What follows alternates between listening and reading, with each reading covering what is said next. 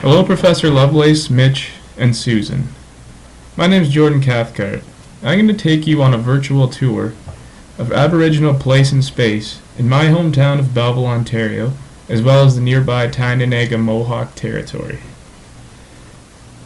First, I'm going to start with a little historical background on the Tyendinaga Mohawk people that live in the Quinte area. The original homeland for the Mohawk Nation was in upstate New York, in the aptly named Mohawk River Valley. The Mohawk people were allies of the British in several wars, including the American Revolution and the 7 Years' War. Even though the Mohawk people were an integral part to the British during these battles, they were kicked out of their homeland, but were granted land by the British Crown in compensation for their loyalty in 1784. Following the American victory in the Revolution. As you can see here, the Mohawk River runs right through Schenectady, New York, and all the way until it meets the mouth of the Lake of Ontario at Oswego. Pictured here is a shot of the Mohawk River from Interstate 90 on the way upstate New York. From Schenectady, we'll now take a tour to Oswego, where the Mohawks crossed to Tyendinaga territory.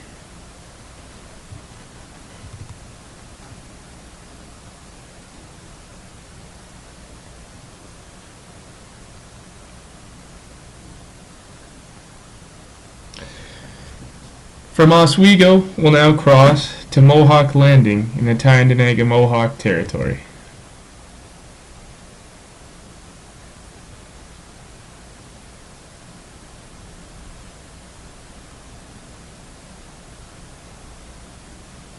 This is where John Deserano and other Mohawks landed in 1784.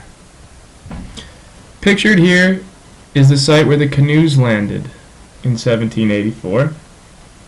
And the man who selected the plot of land for the Mohawks was a Mohawk who served in the British Army, Captain John Deserano. Deserano selected a plot of land in southeastern Ontario on the shores of the beautiful Bay of Quinte. The land was named Tyendinaga. This was a tribute to Joseph Brant, who was a great Mohawk military and political leader. His nickname Tyendinaga meant, "Our strength shall be in unity," in Mohawk. Mohawks arrived upon the shores of Tyendinaga on May 22, 1784.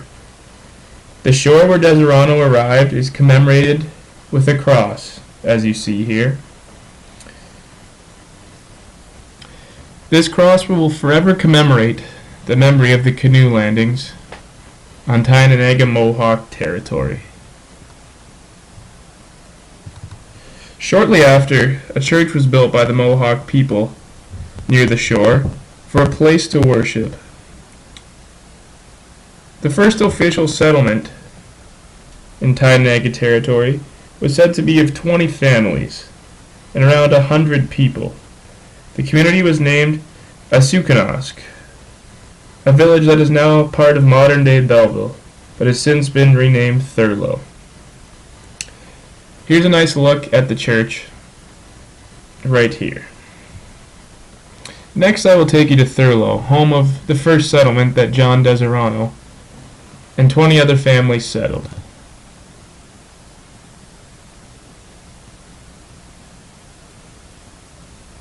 Thurlow is just to the west of Tyendinaga territory, the current Tyendinaga territory. A street view of Thurlow reveals that today it's become slightly suburbanized, although still rural, does not reflect any culture of Mohawks. Originally, the Six Nation people were allotted approximately 93,000 acres of land, but since the number has been diminished to 18,000 acres because of settlers such as Loyalists moving in.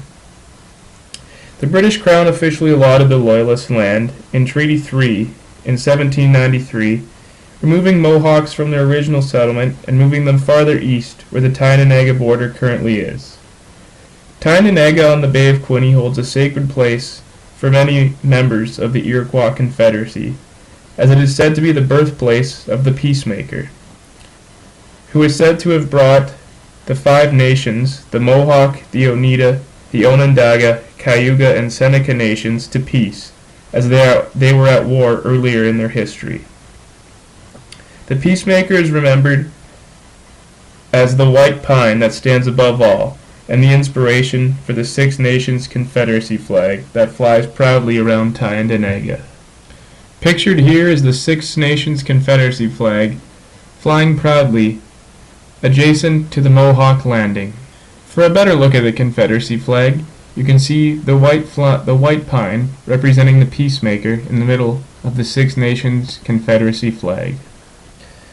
In Tyendinaga, there are plenty of cultural spots, including a little shrine to the first Mohawk landing in 1784. Each year on the Sunday closest to May 22nd, Mohawks come to celebrate the canoe landing by reenacting the landing, having a traditional feast and dancing in traditional dress, and having a special church service. Here's a picture of Mohawk reenactors reenacting the Mohawk landing when John Deserano and fellow Mohawks landed on shore. Another cultural event is the Mohawk Fair. Each year the Mohawk Fair is host to the annual Harvest Festival. This celebrates the harvest on the second weekend of September. Traditional arts and crafts and plays are put on by the people of Tyendinaga. As well, they sell corn from the harvest. Mohawk language and culture still lives on today, as is evidenced by the prior celebrations. Mohawk language also lives on, as you can see by this stop sign.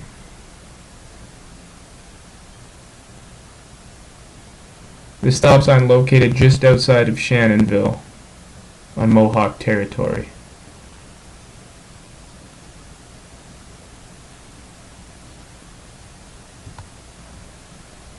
As you can see, this is traditional Mohawk language, and it is still taught even in the schools on the Mohawk Reserve today. Tyendinaga Mohawk Territory has two schools exclusively for Mohawk people to attend. Quinte Mohawk is a school that teaches kindergarten through grade 8. This school has a goal to make sure Mohawk culture is preserved. Lessons in Mohawk language are taught in every grade, as well as Iroquois festivals and teachings of traditional arts and crafts. Pictured here are grade 8 students from the Quinte Mohawk School on a walk for equality for Native rights. The other Aboriginally exclusive school on Tyendinaga Mohawk territory is the First Nations Technical Institute.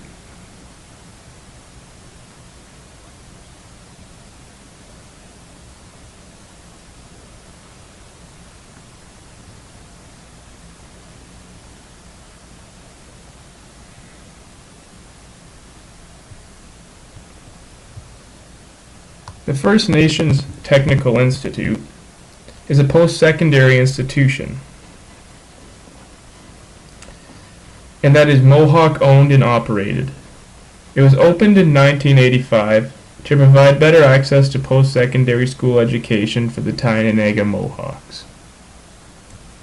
There's not a great street view of it, as it hides behind some trees back there, but it is the only Aboriginal owned and operated post-secondary school institution on Tyendinaga Mohawk territory. Pictured here are the most recent graduates of First Nations Technical Institute on the Tyendinaga Mohawk territory. For high school, Tyendinaga Mohawk people have to venture off the reserve and to Moira Secondary School in Belleville, Ontario. Moira has been home base for all the Quinte area Aboriginals since it was opened 50 years ago. Moira has an Aboriginal post-secondary program to show Aboriginal people the possible opportunities and possible scholarships that come with post-secondary education, and they also have a direct pipeline to First Nations Technical Institute. Moira has had a rich Aboriginal culture for years and is a great example of settlers and Aboriginal people coinciding in a school setting peacefully. This is the field at Moira Secondary School and the school. From Moira Secondary School, a large number of Tyendinaga Mohawks that graduate from Moira make their way to Lovelace College. Lovelace College is Belleville's local community college and currently has over 10% of its population identify as Aboriginal. Most that identify as Aboriginal originate from Tyendinaga. Lovelace has an Aboriginal Resource Center to ensure that Aboriginal students receive proper support and to act as a liaison to Native communities and government agencies. I have Aboriginal friends that have attended Lovelace College and have enjoyed their experience at the college. The distance from Lovelace College to my house is not very far, and the distance from my house to Mohawk Landing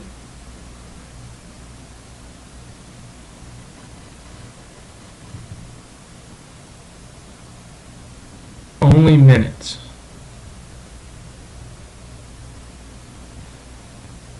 Belleville is a city of 50,000 people, and even though it is in such close proximity, just minutes away from Tyendinaga Mohawk Reserve, only 1,300 people in Belleville identify as Aboriginal.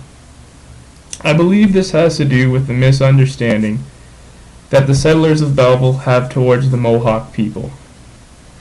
If you take a drive through Belleville, there is no trace of the past, no tributes to the Aboriginals that first walked the grounds of Belleville. Unless attending Moira Secondary School or Lovelace College, one would be hard-pressed to see an Aboriginal person on a daily basis. The Tyendinaga Mohawk people are very active in Aboriginal rights and have taken part in the Idle No More protest, blocking rail lines eastbound. Famous Mohawk radical Sean Brant has led several protests, blocking roads and railways in the name of Aboriginal rights. Settlers in Belleville do not understand such demonstrations, and as a result, local media villainizes the Mohawks, leaving Bellevillians with ill-informed opinions about them.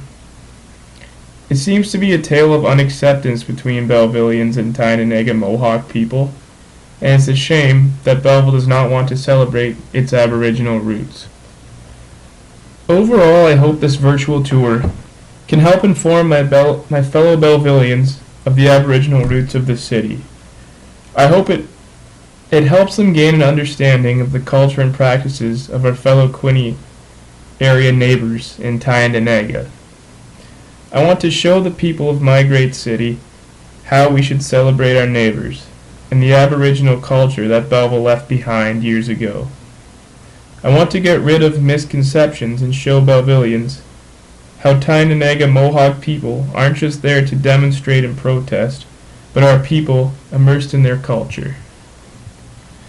And finally, I hope that the people of my city of Belleville can view this video and understand a little bit more of the culture of the Tyendinaga Mohawk people and ultimately accept other cultures and other people. Thank you for your time.